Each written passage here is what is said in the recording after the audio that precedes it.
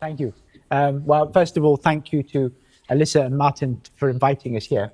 It's really great to be here, and I think the next couple of days are going to be very exciting for many reasons. So I'm going to talk about ancient Greek auloi double pipes and a quick overview about these instruments. So in the Mediterranean and Mesopotamia in antiquity, the most common instruments were lyre, and which Rosa is going to talk about, and double pipes. And in fact, most wind instruments we see on any iconography always tend to be double pipes. It's very, very unusual to see single pipes in the historical record, really. And in fact, this is backed up by the archaeological evidence we have too.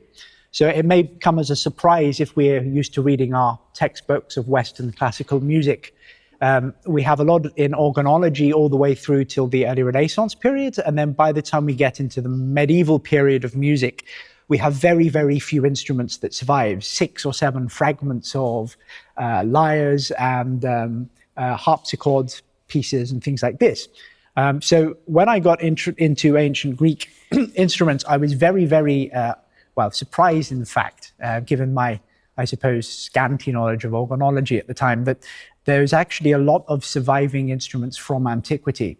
So there's seems to be some sort of archaeological gap. And by the time you go back 2,000 years or so, you end up, or 1,800 years, these are large, I'm just talking in broad brush strokes here, we find lots of surviving double pipes in antiquity. And these instruments range from the earliest one being from the town of Ur, and this instrument is pre-Abrahamic, so it's pre-Abrahamic religions. And the later ones, with auloi being sort of the last ones, seem to have been made around 400 AD. So, and we also, very interestingly, we seem to have a lot of instruments from all over the Mediterranean that are practically identical in some ways. There are lots of small differences, but there seems to be instruments of particular types. And I have one here to show you. This one is a replica of an instrument that's practically intact with a few bits missing from the town of Poseidonia, which is modern-day Paestum in Italy. And this instrument is shows a lot of the characteristics that we find of instruments from the same period around the entire Mediterranean. And this instrument dates from the late Archaic period to the early Classical period. So we have instruments from the late 6th century and early 5th century. In the archaeological record, many of them bear this form and these characteristics. There are some small differences that we're still trying to work out what these differences are, but the generic form of the instrument seems to be fairly standard all over the place. I'm just going to quickly put on my timer because I can get very bogged down in these sorts of things and then overrun massively. This instrument is, a lot of the instruments that survive from this period are made of bone, and this replica has been made by someone I work with very closely, a man called Max Brumberg. In fact, both of these instruments are made by Max Brumberg, who is a luthier who lives in France. We go around museums and we look at these instruments in details, and we try and make replicas of these instruments. Now, the instruments, the characteristics, because I think most of us in this room are composers, right? We're going to be interested in the capabilities of these instruments. So I'll just give a quick overview of this one, and then we'll start talking about the characteristics of the instruments a bit more. This one is a copy of the instrument from the Louvre in Paris. And this appears, we think, and we don't know because there's very little known about the conditions it was found in. This is an instrument which is found in the Louvre in Paris. It seems to be an instrument which is a lot later than this. We think it's dated from around the time of Christ, give or take 100 years either side. It's very hard to date because we don't really have much we don't know really where it was discovered. The guess is it was discovered in Egypt because the instrument is made out of wood. This dates from the Greco-Roman period. so later. And it shows an evolution, I suppose. And again, I hesitate to be too specific because we have a lot of archaeological evidence, but we still don't really know how synonymous each of these instruments are with each period exactly. But so I'm a bit tentative. But this seems to be some sort of evolution or a stylistic change from between this instrument and this instrument. This instrument is diatonic. Seems to cover the diatonic and chromatic genuses of ancient Greek scale very well, whereas this one will cover the chromatic very well and the enharmonic. And by enharmonic, I mean quarter tones, not the modern sense we use in English to describe an enharmonic, which is essentially a diatonic scale. We have this, and I should say that ancient Greek music theory as well. We have three, in given broad brushstrokes, we have three types of scale. We have diatonic, da da da da dum, da da da da da da da dum, very similar to what we know today. We have the chromatic, da da da da, da da da da. Sorry, my voice is not great. And then we have the enharmonic, da da da da, like this. And we have with these building blocks, we can create different scales. And I'm not going to get into too many details about that because that could take up at least 2 hours of your time. Let's have a look at each instrument individually. This instrument, the earlier one, this Poseidonia instrument, is a wide bore instrument. So it's very loud. It's constructed out of bone, which through practice we found gives it a very clear and bright sound. And it's got very large finger holes. So clues about how we can reconstruct playing technique is I look at this instrument, it's got a wide bore and big finger holes. So normally from an instrument making perspective, when you design something like that, when you put a large finger hole on an instrument and a wide bore, it's very easy to half hole and therefore create microtones or semitones on the main scale. And it's kind of important, really, because if I play this scale normally without creating a half hole anyway, you kind of get a very sort of wide, interesting, diatonic kind of sounding scale.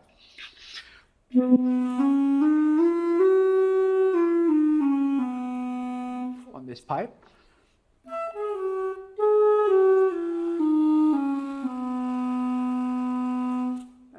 So we need some sort of other form of manipulation to actually line up these instruments with various scales. So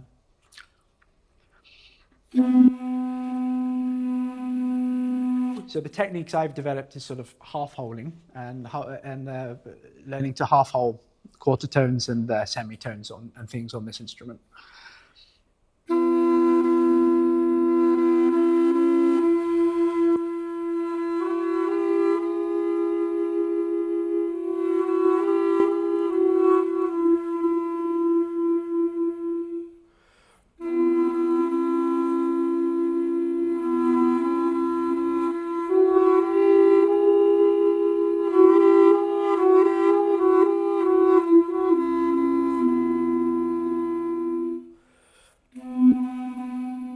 This instrument is, both instruments are roughly a tone apart from each other, like this. So essentially this pipe, this high pipe is one tone apart from this pipe. There's the bottom note here and here. So we have a lot of potential for close polyphony, which is great because you can explore clashing, lots of dissonance and things. And also unison. So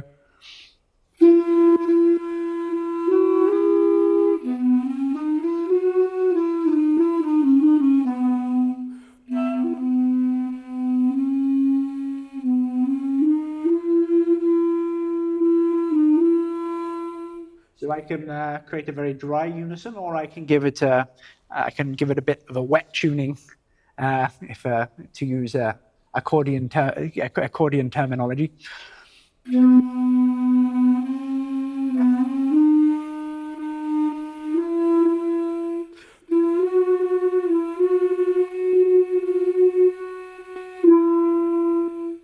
can also be a bit more polyphonic.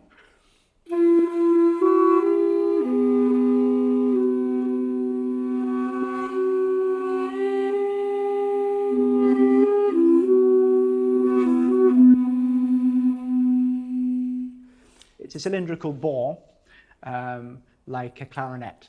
So it has, in some ways, the similar properties to a clarinet. The lower you are, the sweeter the sound, and darker the tone color. And the higher that you go, the louder it gets. So the opposite to an oboe. But we have a double reed like an oboe. So really it's the bore that creates the difference. So when you write for the instrument, if you want to be very quiet and sweet, write low down. If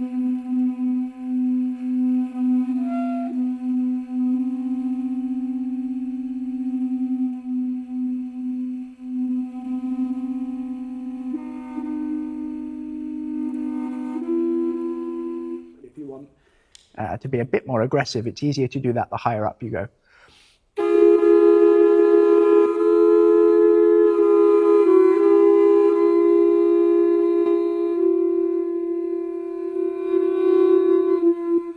Still manipulate the dynamics as well at the top. The instrument overblows. I won't demonstrate that too much because I need to really warm up a lot to do that well, for like half an hour or something before a concert for that sort of thing. But it overblows as well quite nicely.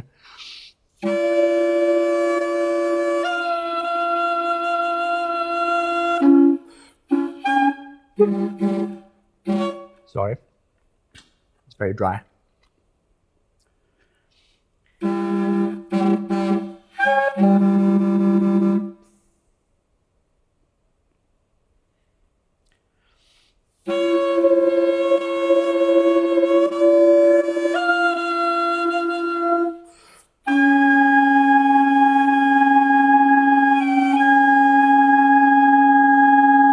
Sort of thing. But yeah, there is certain complications you'll notice is because we have two double reeds. When we warm the instrument up, we need to kind of get the reeds balanced before we start playing.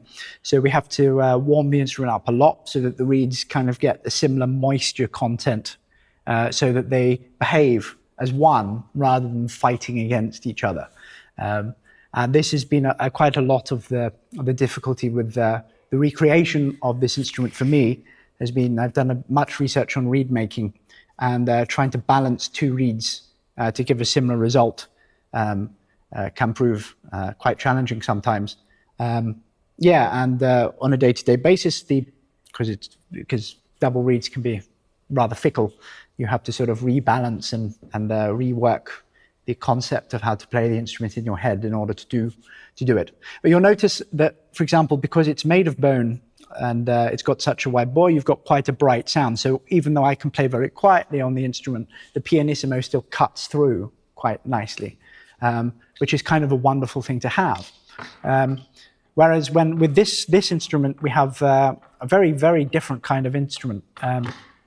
By this period of time, we seem to, and this is also the other thing I have to say specifically about the differences between both instruments is we have an instrument here that we have a lot of instruments like this in the archaeological record, and there's kind of two only that really are like this. This one and the instrument in Berlin at the, I think it's at the Egyptian Museum in Berlin. And this is a smaller instrument, so it's not identical. It sort of plays roughly a fourth or a fifth higher. So we don't know how much of a red herring this one is because we don't have enough archaeological proof to really understand what this is really as much. This one is these pipes, whereas these pipes are a tone apart, this instrument is a fourth apart. So when you write for this instrument, it's a bit like, the way I think about it in my head is it's a bit like splitting the hands on a modern oboe or clarinet. So if I've got both my hands here and I were to transfer across, right, that would be where, no wait, here. That would be how it would be to play a modern oboe or clarinet. Sorry, this point. And the hands are split essentially through 2 pipes. So it gives me a greater range, right? So this I can play a full octave very easily on this. In fact, I can play up to 2 octaves fairly easily on this instrument.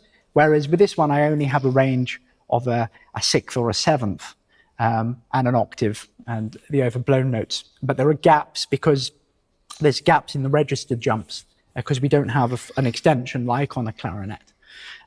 Whereas this one is a bit more flexible with range, but arguably the sound quality is less than this one. Obviously, that's just my personal opinion. But we have a much narrower cylindrical bore here, so that gives you more of a reedy kind of sound and smaller finger holes. So it's less optimized for playing quarter tones, the enharmonic. It's more optimized for the diatonic and the chromatic. Let's see if we can get this one working.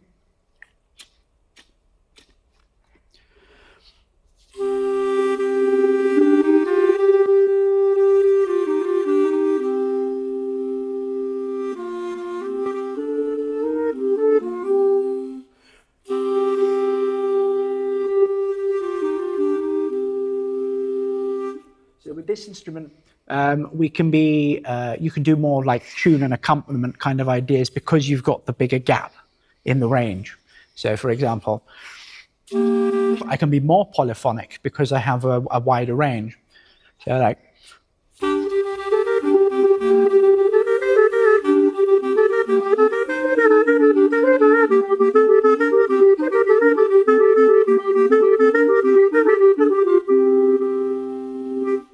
Gives you more play, really. You can be quite chromatic with it too.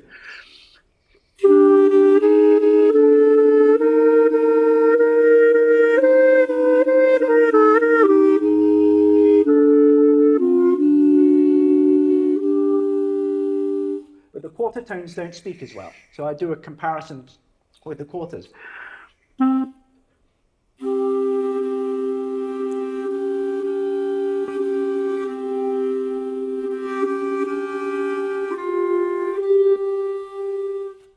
With this instrument,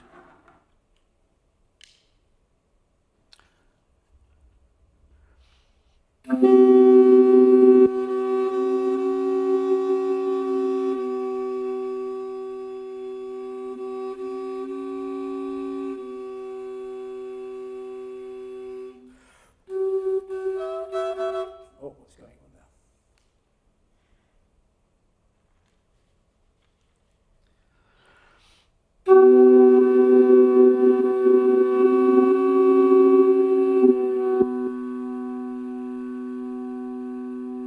They're actually fairly balanced today in terms of it, but you'll notice that this has a much brighter tone when I play the same thing than this one.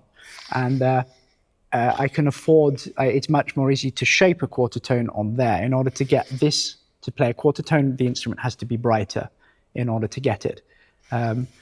Another thing I suppose with this instrument, which is kind of cool, which you can't do readily on this, is because you have the extension on the lower side of the instrument, you can preset the low holes in order to change the bass notes of the instrument. So if I take wax like this and I cover the holes, I can change the tone that I get out of the bottom of the instrument, like this. And this also allows me to overblow one note above the usual range too.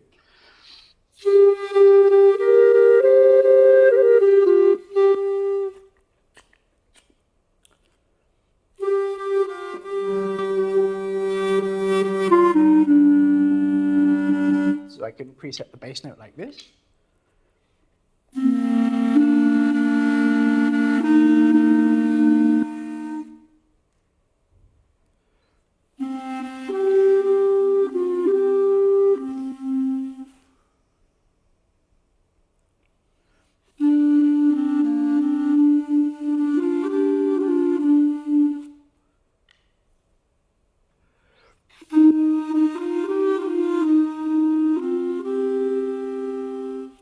Various presets you can make on both sides of the instrument.